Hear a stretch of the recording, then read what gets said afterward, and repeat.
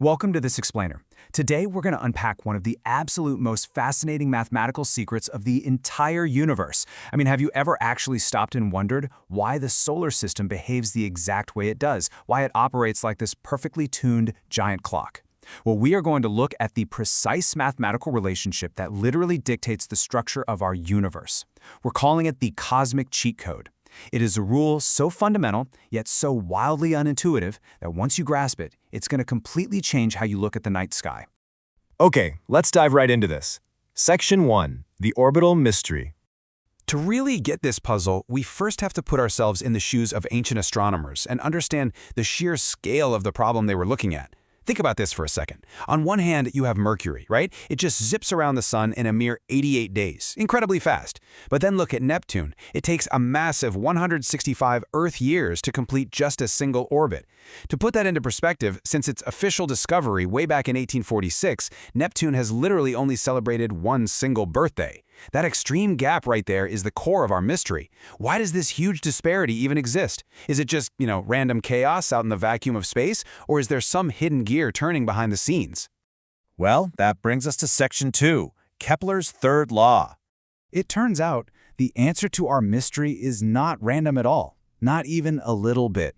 It was actually solved way back in the 17th century by a mathematical rule that we now know as Kepler's third law, or sometimes it's beautifully referred to as the harmonic law.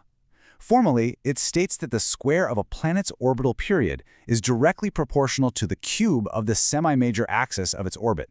Okay, wow, I know, that sounds like a huge mouthful of heavy physics jargon, but let's just completely strip away all that complex terminology. The semi-major axis is basically just the planet's distance from the sun, and the orbital period, that's just how long its year is. So in super simple terms, this law is just telling us that farther planets take disproportionately longer to orbit the sun.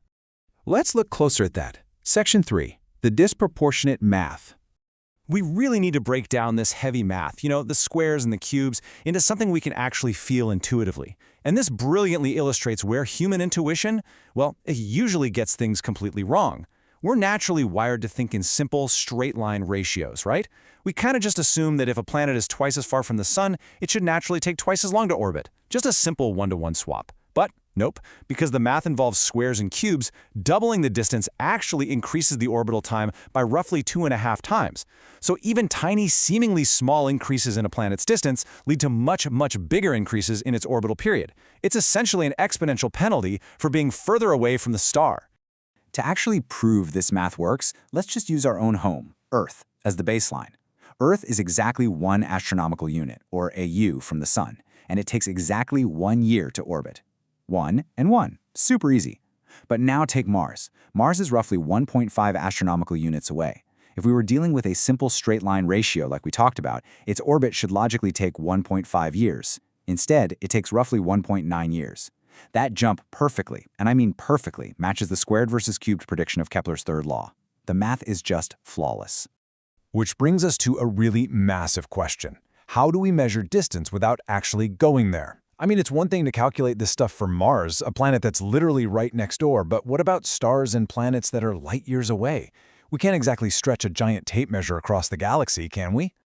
And that leads us to Section 4, discovering distant exoplanets. So, the crucial point here is how we're using a 17th century mathematical breakthrough in cutting-edge 21st century astronomy.